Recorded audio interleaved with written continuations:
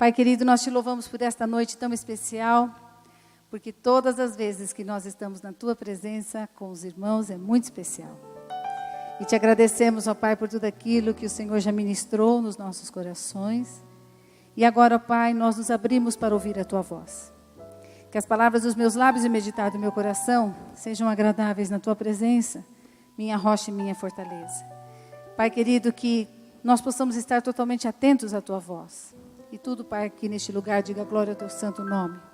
Em nome de Jesus, que esta palavra não volte para ti vazia, mas prospere para aquilo que o Senhor enviou e frutifique nos nossos corações.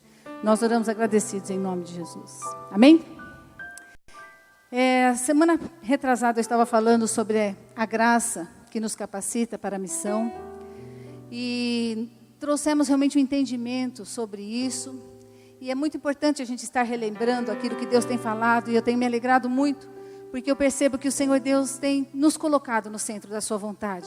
Através do seu ensinamento, através da sua palavra, através do desvendar e da revelação que Ele tem trazido aos nossos corações. Nos colocando realmente atentos e bem centralizados naquilo que Ele está falando com a sua igreja nesses dias. E é maravilhoso, porque nós cristãos temos o grande privilégio de, por sermos cristãos e conhecermos Deus como Pai, a Jesus Cristo como nosso Salvador e ao Espírito Santo, aquele que faz todas as coisas e realiza toda a transformação nas nossas vidas, nós temos o entendimento de a quem pertencemos, quem somos e para que vivemos. Essas mensagens que nós estivemos falando dão exatamente essa revelação. A quem pertencemos já foi falado em Salmos 24:1. Ao Senhor Deus pertencem o mundo e tudo que nele existe. A terra e todos os seres vivos que nele vivem são dele. Tudo pertence a Deus. E aí, quem somos? A semana passada nós vimos que nós somos a igreja de Jesus. A igreja que foi carregada e que é carregada pelo sacrifício de Jesus Cristo e empoderada pelo Espírito Santo de Deus, ela caminha através da ressurreição de Jesus Cristo em triunfo. A igreja é aquela que em Cristo Jesus é vitoriosa. Foi o que o pastor falou a semana passada, que em Cristo é abençoado com toda a sorte de bênção. No nosso relacionamento com Cristo, na nossa vivência em obediência a Cristo, que nos dá esse entendimento que somos abençoados em Cristo. Com toda a sorte de bênção nas regiões celestes. Em Cristo somos transformados, a igreja em Cristo é regenerada, em Cristo caminha em triunfo, em Cristo todas as coisas mudam. Então, que coisa extraordinária que o Senhor tem revelado para nós. Algo extraordinário também que Ele revelou, o pastor Alfredo falou semana passada, é que fora de Cristo nada se sustenta. Nada do que nós fazemos aqui nessa terra ou possamos fazer. Ela não se sustenta sem Jesus Cristo, não tem nenhum valor, porque todas as coisas são inspiradas por Jesus Cristo e é Ele que nos capacita, então tudo tem que ser feito para a sua glória. Vimos que a igreja está aqui para revelar o tamanho de Deus. Quando Jesus veio à terra, Ele veio para revelar o Pai. Deus é o Deus criador do universo, de todas as coisas, o Deus que a Ele pertencem todas as coisas, a terra, o mundo e todas as pessoas que vivem, tudo que nele existe pertence a Deus. E aí Jesus Cristo veio para revelar o Pai e o tamanho desse Deus, o tamanho desse Pai, o tamanho deste amor. É extraordinário aquilo que Jesus veio revelar. E aí foi realmente colocado para nós como que as pessoas conhecem o nosso Deus, qual que é o tamanho do nosso Deus. O tamanho do nosso Deus é aquilo que nós apresentamos através das nossas vidas, para os nossos filhos, para os nossos parentes, para os nossos amigos, para aqueles que estão próximos de nós. E isso depende do nosso relacionamento com Deus, e é assim que as pessoas veem o tamanho de Deus, através daquilo que nós, da maneira como nós vivemos. E também a pergunta terceira é: para que vivemos?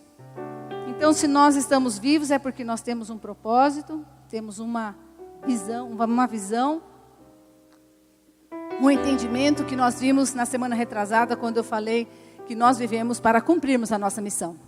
E esse texto fala exatamente sobre isso, do primeiro texto que nós lemos lá. Pois somos feitura dele, criados em Cristo Jesus para boas obras, as quais Deus de antemão preparou para que andássemos nelas.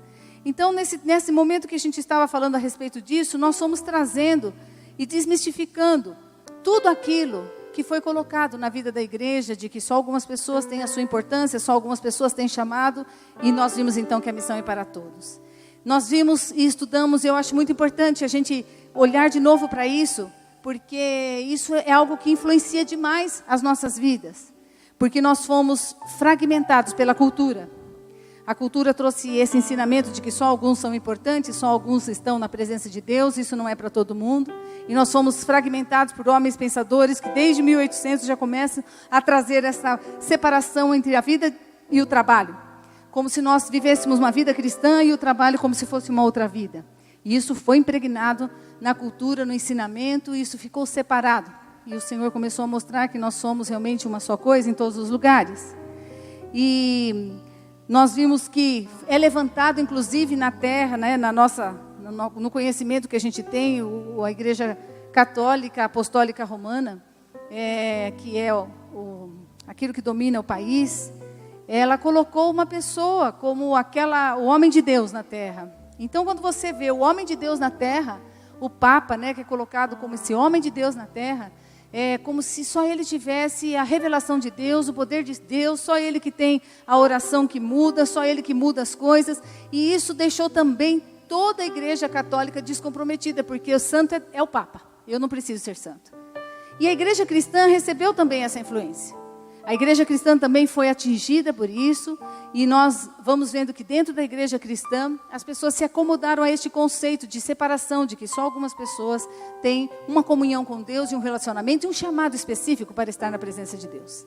Mas esse texto fala que todos nós somos feituras e somos uma obra de arte de Deus para ser vista, apreciada, e isso é algo muito importante para termos no nosso coração e não permitirmos que isso domine as nossas vidas.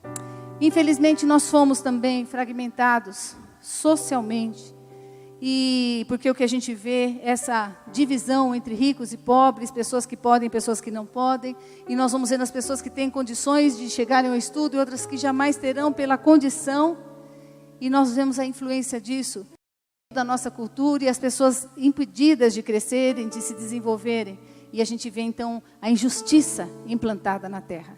E não foi nada disso que o Senhor planejou. Então nós somos fragmentados e tudo é separado, as raças, fragmentados até na nossa maneira de lidar com a política. São tantos partidos políticos que a gente fica confuso, não sabe nem qual que é o ideal de cada partido, a gente não consegue acompanhar. Por que tantas divisões? Tudo isso é para trazer confusão para nós e para nos levar muito longe daquilo que o Senhor quer para as nossas vidas. Essas divisões vieram por obra de Satanás para trazer realmente para a humanidade a distância daquilo que Deus idealizou para nós como uma família. E aí o que nós observamos é que Jesus entra na história. E quando Jesus entra na história, ele entra para estabelecer um novo governo. E Jesus nasce na terra e ele começa a anunciar então que o evangelho do reino de Deus é um evangelho de unidade. Por isso eu vou falar hoje sobre a unidade da fé. Sobre a importância de nós entendermos por que nós podemos ser unidos em Cristo. Por que isso nos leva a sermos realmente uma família. Porque a unidade da fé nos coloca como um. Somos um só corpo. Somos uma unidade. Somos irmãos. Somos família, a extensão da Trindade aqui na terra. Porque o que nos uniu a sermos esta unidade foi a morte e ressurreição de Jesus Cristo. E aí nós vemos então em Efésios, eu vou estudar a carta de Efésios do versículo 1 até o 13. Agora eu vou ler de 4 a 6. Para que a gente possa compreender realmente aquilo que nós acabamos de falar. Há somente um corpo e um Espírito. Espírito Santo. Corpo de Cristo. Como também fostes chamados numa só esperança da vossa vocação.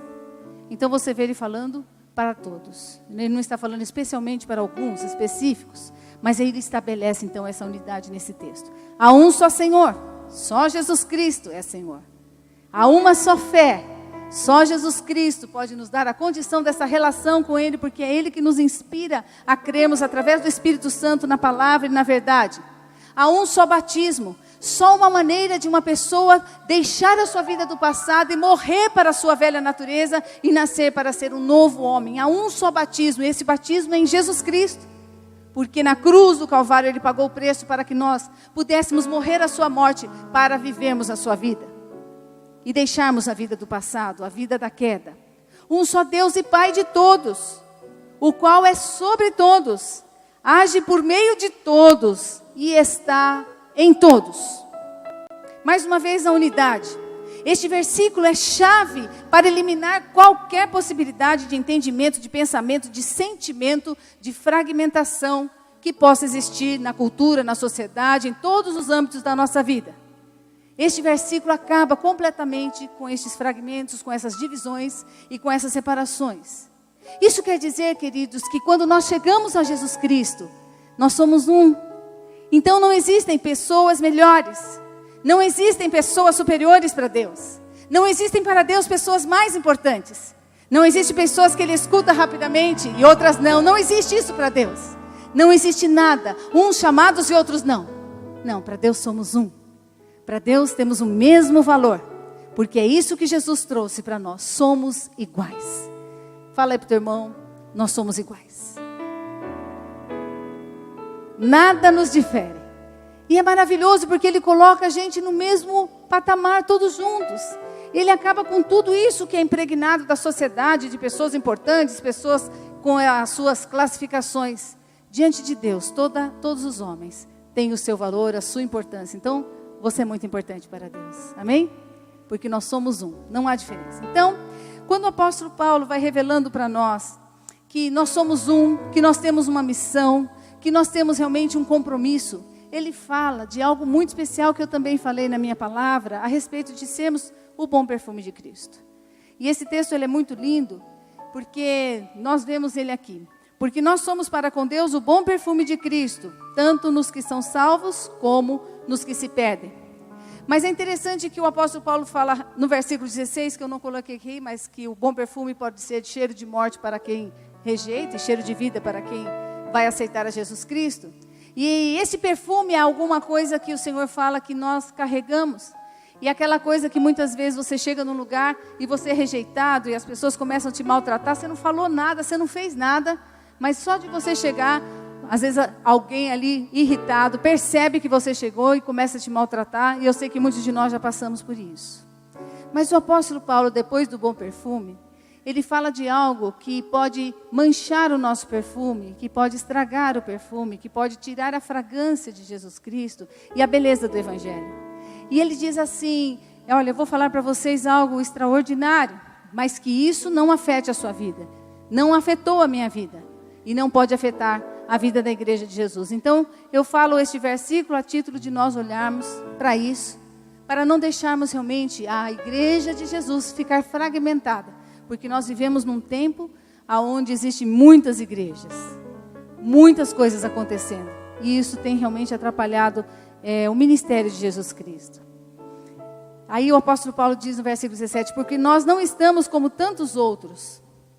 Então ele está dizendo, nós não estamos como tantos outros, mercadejando a palavra de Deus.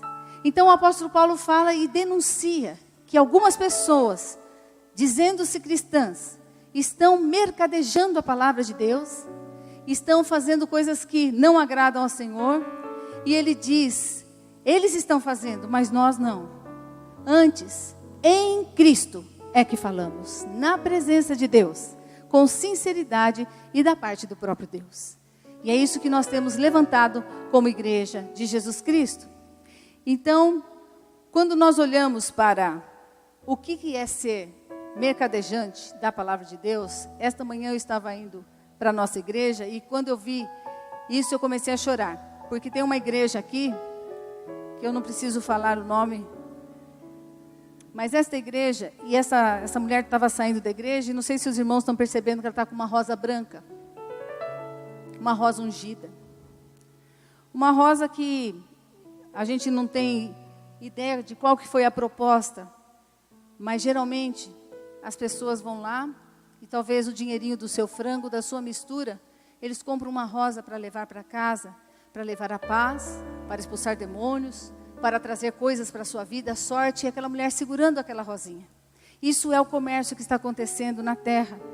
Então é coisa terrível quando a gente vê o mercadejante, né, as pessoas que estão fazendo isso com a palavra.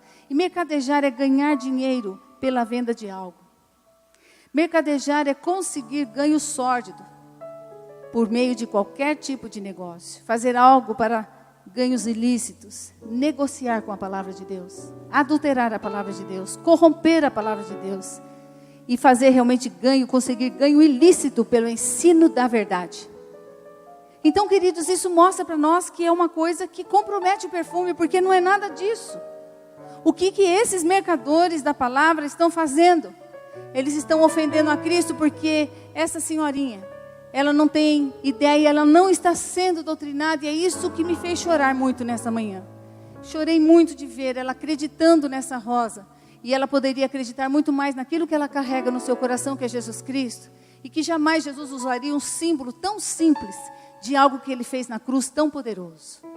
Isso é simplificar o sacrifício de Cristo, é anular o sacrifício de Cristo, isso é ofender a Cristo. Então, por causa disso, o perfume está sendo comprometido. A pureza do Evangelho é comprometida. E aí nós vamos vendo que a simplicidade, a maneira como o Senhor diz que se nós obedecermos, o Senhor vai socorrer. Se nós ministrarmos a palavra, ela vai ser cumprida nas nossas vidas. O Senhor diz que todas as bênçãos são nossas. E se nós tomarmos posse dessa verdade, isso vai acontecer. O Senhor diz, resistir ao diabo, ele fugirá de vós. É assim que Satanás sai, não é com rosa ungida. É com o poder do nome de Jesus Cristo de Nazaré.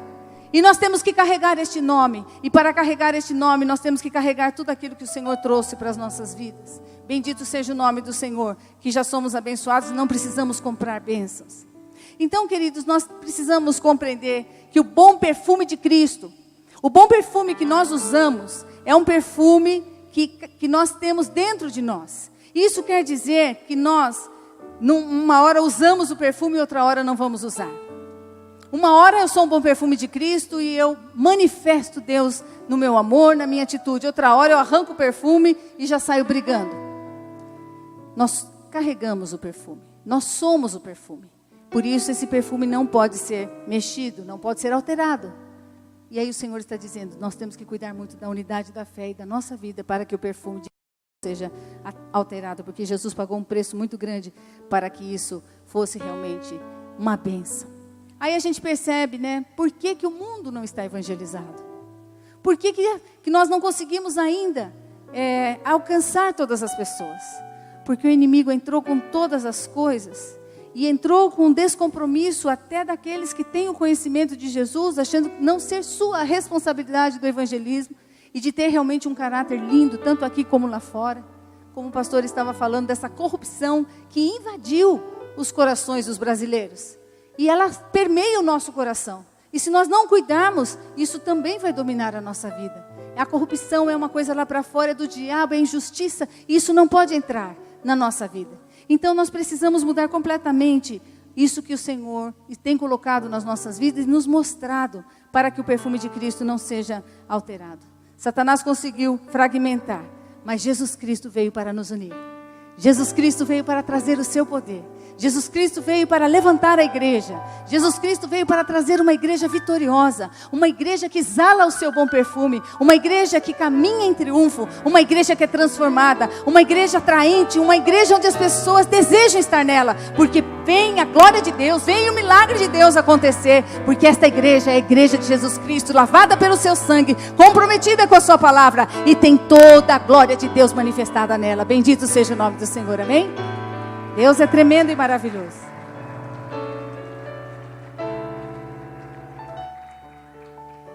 Por que eu estou falando hoje sobre a unidade da fé? Porque se todas essas verdades que nós vimos, elas são realidade, se pertencemos a Deus como vimos, se somos a igreja de Jesus como também já vimos, se estamos em missão como também já começamos a compreender, estamos aqui para manifestar Jesus, o Senhor começou a ministrar no meu coração que se a unidade da fé não estiver na nossa casa primeiro, nós não vamos conquistar a igreja, não vamos conquistar as pessoas e a missão ficará em falta. A nossa missão vai falhar, porque o Senhor começou a ministrar no meu coração que se a nossa casa não tiver a unidade da fé, isso quer dizer uma casa onde se cumpre a palavra de Deus. Onde cada um cumpre a palavra de Deus e conserva essa unidade, nós não vamos conseguir mudar as coisas. Então, o Senhor trouxe realmente os nossos corações e te trouxe aqui. Num dia muito propício, porque hoje nós estamos celebrando a ceia de Jesus Cristo. Estamos celebrando e relembrando o sacrifício de Jesus Cristo. E quando nós comemos o pão, nós sabemos que nós estamos comendo aquilo que Ele pagou do preço da nossa carne.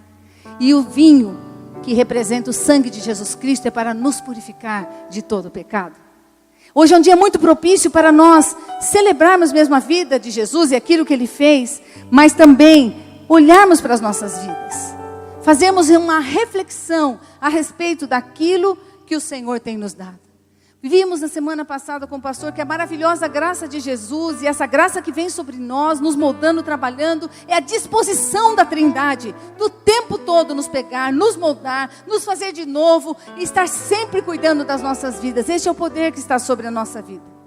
E nós precisamos usar este gabarito da unidade da fé na nossa casa para realmente vermos e conquistarmos e sabermos se nós estamos andando na direção certa que o Senhor tem para nós. Então, queridos, nós precisamos rever os valores do nosso lar. Precisamos ver os valores da nossa família. Precisamos ver como que as coisas estão acontecendo lá. E é isso que o Senhor quer para que nós possamos ver uma igreja triunfante. Nós precisamos saber que a casa precisa ser vitoriosa.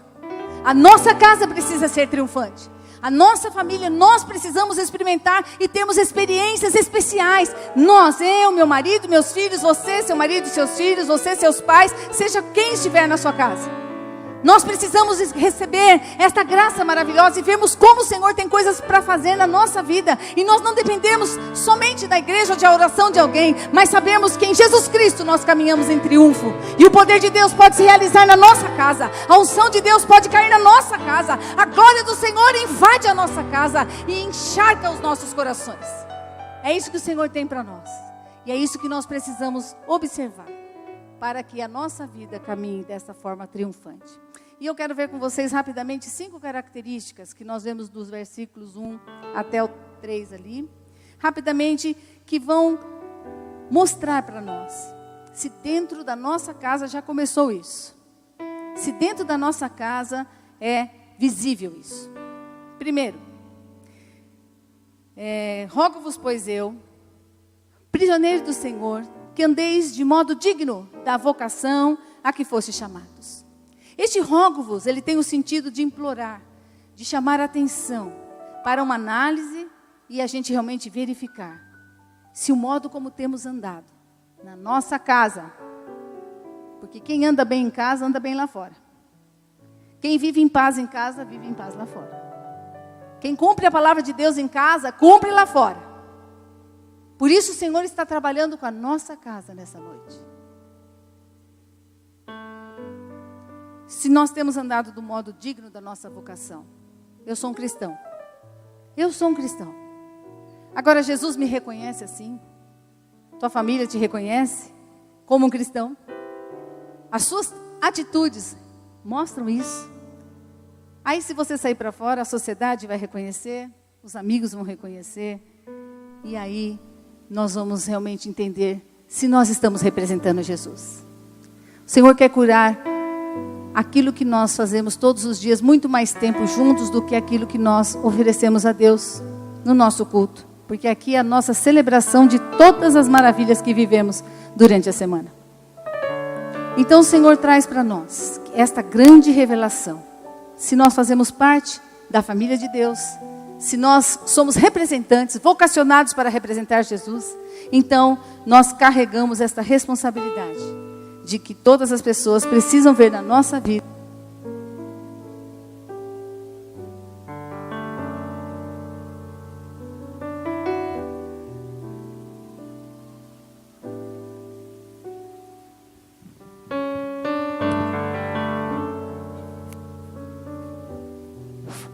Nem falei tudo e a bateria já acabou.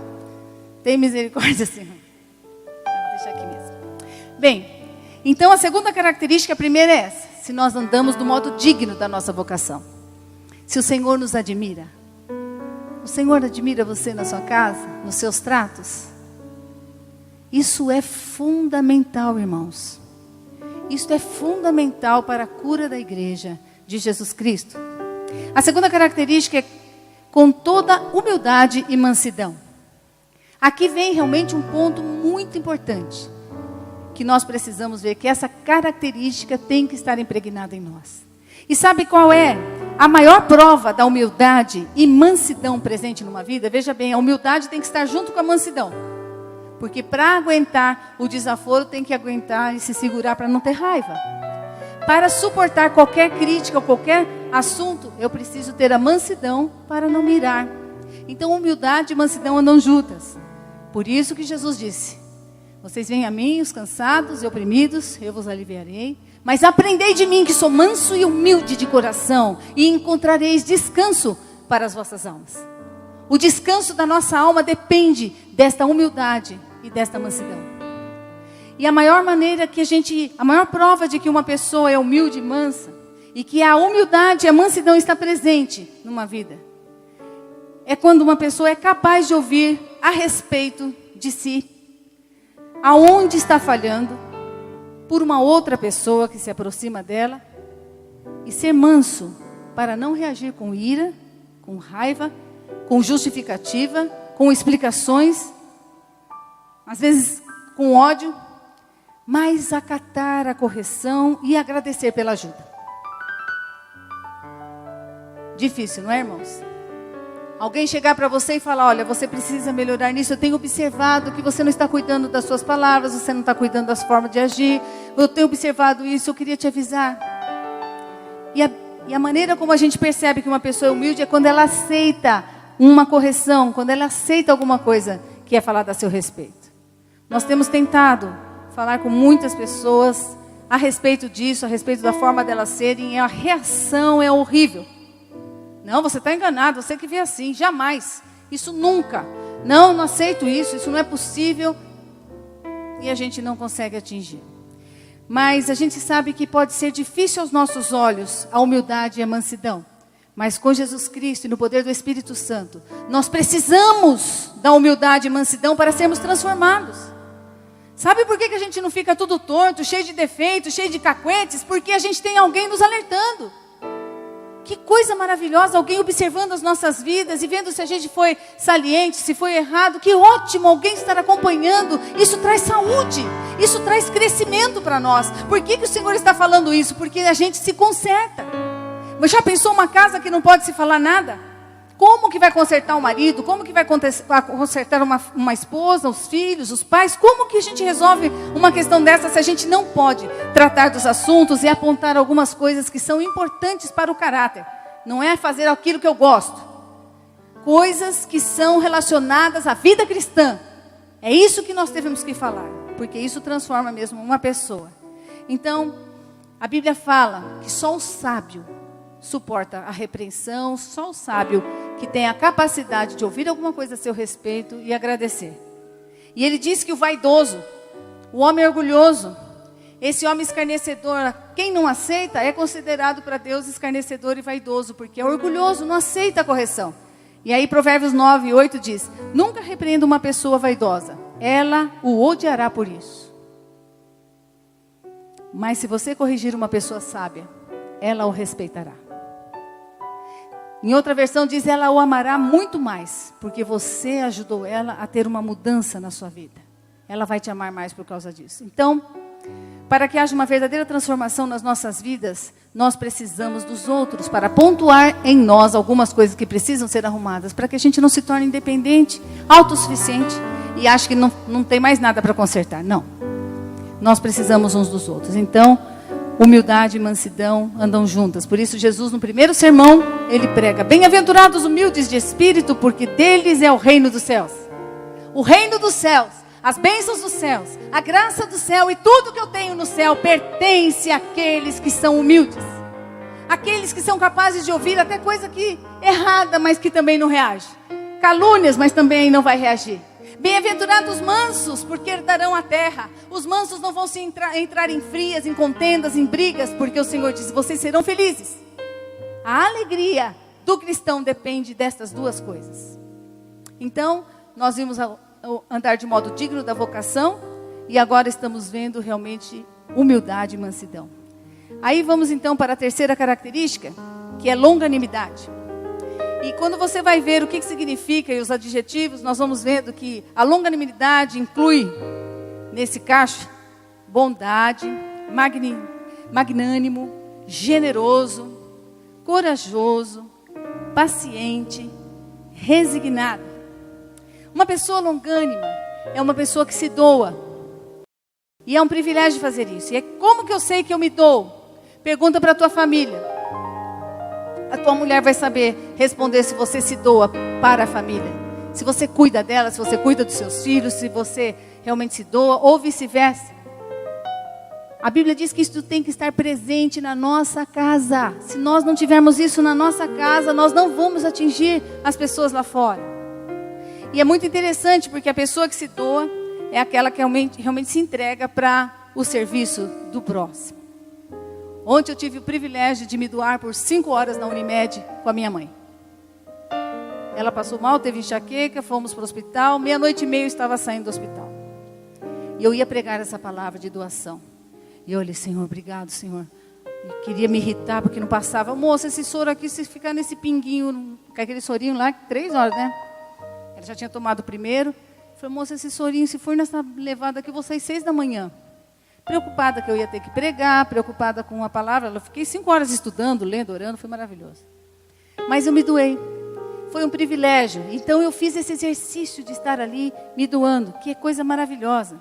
Então através da sua casa você vai conhecer se você realmente se doa. Agora, se nós não fizermos isso na nossa casa, jamais faremos lá para fora. Agora, uma palavra que eu achei muito interessante a respeito da longanimidade é a resignação. A resignação, ela significa assim, é o que sofre sem reclamar a sua sorte. Isto é, não fica perguntando para Deus e para as pessoas, o que eu fiz de tão errado para acontecer só coisa ruim na minha vida? O resignado não fala isso. Por que isso acontece só na minha casa? O resignado, ele não questiona Deus, ele se questiona. Se eu estou triste, se eu estou impaciente, é porque, o que eu fiz? Eu não estou acreditando em Deus, porque Ele falou que vai cuidar de mim. Então o resignado é aquele que não muda de situação, não culpa Deus, e não começa a olhar para situações ou querer ver alguma falha, para que alguma coisa difícil esteja acontecendo na sua vida. Então, o longânimo é resignado, porque ele tem amor de Deus, e o amor de Deus tudo crê, tudo espera, tudo suporta. E tudo espera, né? E o amor jamais acaba, porque é o amor de Deus nos nossos corações. Como nós precisamos do poder da cruz, né, irmãos? Nós precisamos do poder da cruz para projetarmos e vivermos isso que o Senhor falou, que é possível. Só através do poder da cruz que nós podemos desenvolver isso e viver isso na nossa família. E o Senhor diz, eu quero te dar isso. E eu quero que você observe isso. E eu quero que você não se distraia, porque na nossa casa são tantas tarefas, é o trabalho, é o serviço, é a correria, é a reunião, e tantas coisas, são as dívidas e os projetos, e nós não paramos na nossa casa para o relacionamento. Nós não cuidamos disso na nossa casa. O Senhor diz, temos que voltar a fazer da nossa casa o primeiro culto. A primeira relação boa tem que ser na nossa casa, porque Jesus, Ele foi tudo isso, por causa do poder do Espírito Santo que habitava nele. A quarta característica é suportando-vos uns aos outros em amor. E este suporte fala da preservação da unidade por tudo. Nós não podemos deixar a unidade, a harmonia nos nossos relacionamentos serem quebradas pela discussão, pela briga, pela maneira de falar. Suportando uns aos outros é levantar aquele que está caído. É levantar e ajudar aquele que está desanimado. Às vezes é um, às vezes é outro. E às vezes a gente, ao invés de levantar, afunda mais, entristece mais, coloca mais peso. Não, o Senhor disse que nós devemos suportar, nós devemos levantar, nós devemos ajudar, nós devemos sustentar, nós devemos carregar, se for preciso, a quem tem necessidade. Porque este é o papel da igreja. Se nós fizermos isso na nossa casa, nós vamos fazer muito melhor lá fora. Nós precisamos olhar e conhecer a nossa casa e ver quem está sofrendo e cuidar do sofrimento. E não desprezar a pessoa que está sofrendo. Então, suportar uns aos outros em amor, é sabermos realmente que cada hora pode ser um que vai precisar. E se nós fizermos isso uns para os outros, nós vamos ser sustentados. Isso é maravilhoso. Então, tem casas que só um pode sofrer, o outro não pode. Porque se o outro sofrer, não vai ter os mesmos cuidados, não vai ter a mesma compreensão, não vai ser ajudado. Mas o Senhor diz, suportai-vos uns aos outros em amor. O amor que tudo suporta, o amor que é paciente, o amor que é longânimo, o amor que deseja ver realmente o outro em pé e abençoado. E a quinta característica e última é esforçando-vos diligentemente por preservar a unidade do Espírito no vínculo da paz. Então é aquilo que, no que depender de vós, tenhais paz com todos os homens. E a gente preservar e esforçando-vos diligentemente fala de um esforço contínuo. E o tempo todo nós precisamos preservar a unidade do Espírito de Deus. Aquilo que o Espírito Santo de Deus derramou nas nossas vidas tem que ser preservado. E isso tem que ser com um esforço diligente. E a gente está observando e cuidando e dando continuidade, não relaxar nisso, para não quebrar essa unidade, porque isso pode trazer um peso muito grande. Jesus veio para abolir a nossa carne. Jesus veio para tornar realmente a nossa vida uma vida nova. Ele veio para derrubar tudo aquilo que podia nos dividir. E nós vemos na palavra de Deus que ele veio para trazer essa unidade e ele acabou com a divisão entre judeus, gentios, e ele falou, agora é uma coisa só. Eu vim para quebrar as barreiras, eu vim para quebrar tudo aquilo que invade e que atrapalha a unidade. Imagina na nossa casa, se pode ter alguma coisa atrapalhando a nossa unidade. Então o Senhor fala que ele veio para restaurar em Efésios 2, 14 e 16. Porque ele é a nossa paz. Jesus é a nossa paz. Nós carregamos a paz, o qual de ambos fez um. E tendo derribado a parede da separação que estava no meio, a inimizade, aboliu na sua carne, na sua morte, no seu sacrifício, a lei dos mandamentos na forma de ordenanças. Para que dos dois criasse em si mesmo um novo homem, fazendo a paz. Para Deus nós somos um só corpo. Quando Ele olha para nós, Ele nos olha como um só homem. O homem da paz, o homem da alegria, homens e mulheres todos como a igreja fazendo parte do seu corpo. É assim que Ele olha. Ele não consegue ver um corpo bom e um corpo ruim, uma pessoa na paz e uma pessoa na maldade, uma pessoa que briga e a outra que não faz nada. Ele não suporta ver isso. Ele fala, eu vim para que vocês, que fosse derribado tudo aquilo que traz diferença, para quebrar a inimizade. Eu vim para que vocês tenham amizade. E nós precisamos desenvolver a primeira amizade na nossa casa, com os nossos filhos. O melhor amigo para nós tem que ser sempre o nosso cônjuge. É o único que nós podemos confiar as coisas que passam no nosso coração. Ou o pastor que as pessoas precisam. Estamos aqui para isso. Continuando o versículo diz, e reconciliar-se ambos em um só corpo com Deus. Todos nós fomos reconciliados em um só corpo com Deus por intermédio da cruz.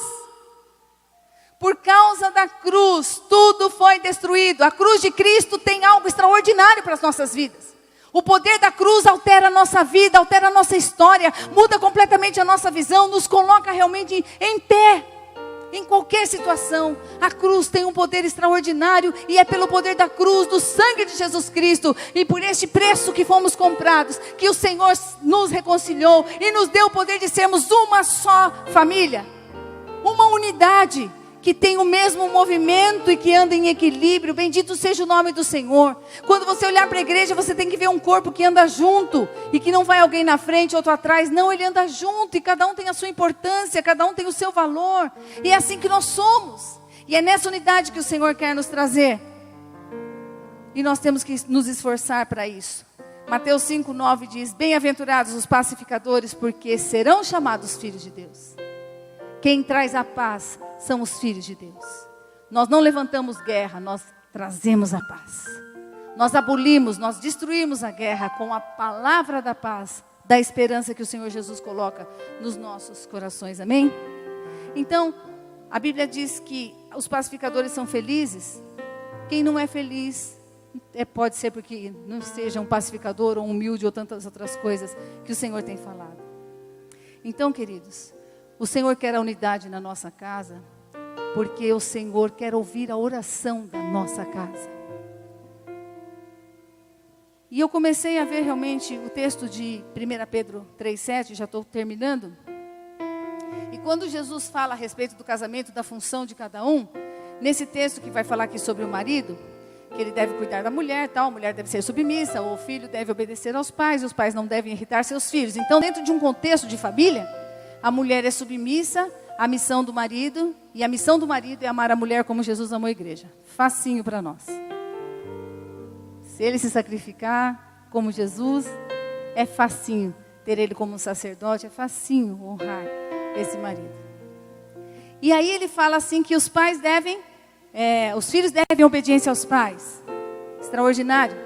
E os pais não devem irritar os seus filhos com as coisas exageradas. Mas a gente observa que tudo aquilo que está falando não é somente preocupado com a relação da família. Na verdade, o Senhor fala aqui no final do texto, se a gente não cumprir isso, as nossas orações serão interrompidas. Aí eu comecei a pensar, por que as pessoas não param de brigar? Por que as mulheres têm as suas intrigas, os maridos não cumprem o seu papel? Por que os filhos continuam desobedientes? Por que, Senhor, tanta coisa? E acontece, porque o Senhor começou a mostrar no meu coração. É porque eles não oram em casa. Então, interromper as orações de quem não ora, não tem interrupção, porque não tem oração. E o Senhor quer que a nossa casa seja uma casa vitoriosa. E que as nossas orações não sejam interrompidas. E que a gente possa alcançar vitórias extraordinárias em família. Isso fala de um culto, fala de devocional, fala de oração, fala de tempo com Deus, com a família. Achei tão lindo, a Rebeca me contou que o Fer e ela, eles têm uma vida cristã de devocional, muito linda de oração, os pedidos de orações, tudo que eles fazem. E a Maria Fernanda tem 10 meses.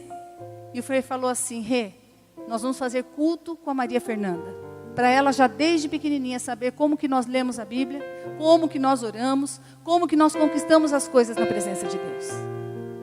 Eu achei extraordinário, que privilégio que nós temos, que poder que nós temos. Por que as famílias estão se quebrando?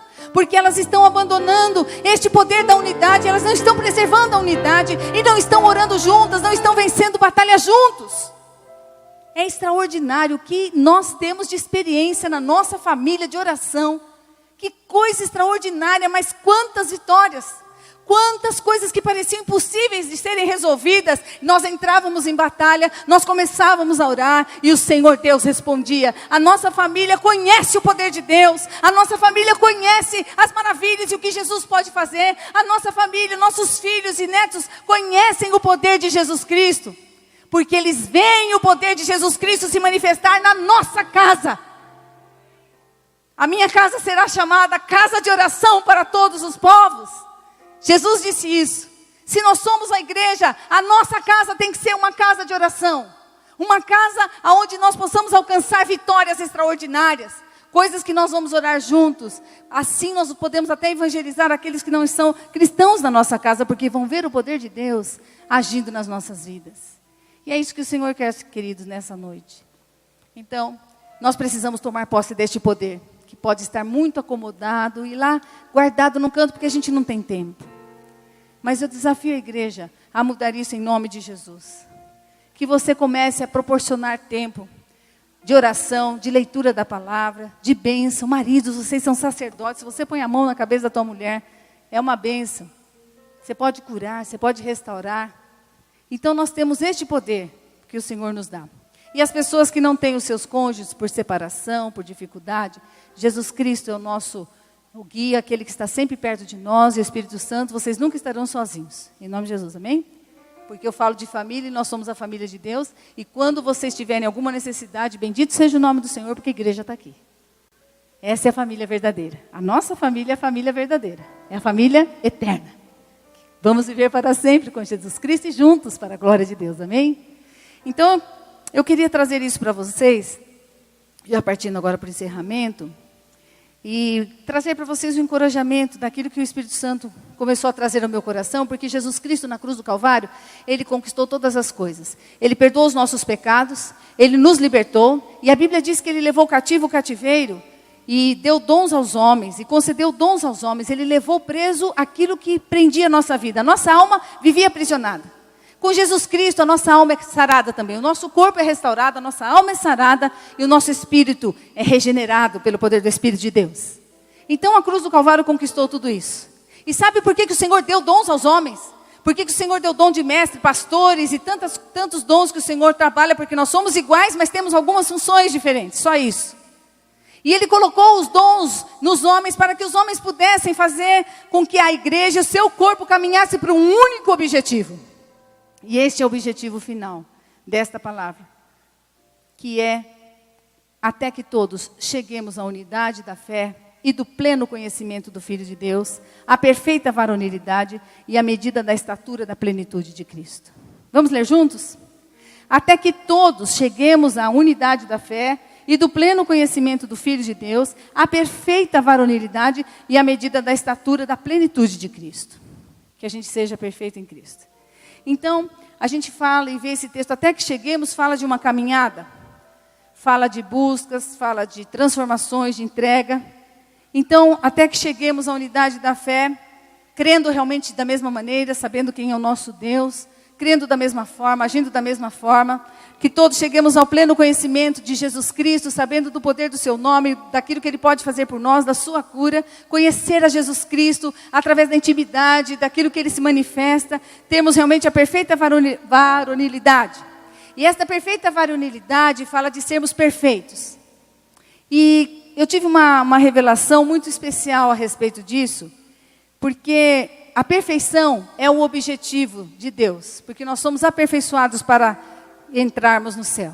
Estamos passando aqui de um degrau de glória a outro degrau de glória. E estamos sendo aperfeiçoados, mas nós não somos perfeitos. Nós falhamos, sim ou não? Ninguém é perfeito. Como que a gente pode ser perfeito se ninguém é perfeito? Aí eu vi realmente uma tradução, porque a tradução em português é: perfeito é sem defeito. Perfeito é pronto. Perfeito é aquele que chegou a um estado sonhado, aquele que não tem mais ruga, não tem mais possibilidade de erro. E nós entendemos que era assim. E aí eu pude estudar que no original, perfeito é isso aí. Vamos ler juntos? Perfeito é aquele que conhece plenamente seus defeitos, e porque conhece os seus defeitos, luta contra os mesmos, com todas as forças, a fim de honrar o sacrifício de Jesus na cruz. Sabe o que isso quer dizer? É que no crescimento e na nossa maturidade, nós chegamos na presença de Deus, reconhecendo a nossa imperfeição. E é maturidade. Isto que é perfeito para Deus, aquele que reconhece o seu erro, aquele que se arrepende. É isso que Deus espera. Ele não espera que a gente não erre, porque Ele sabe que somos falhos.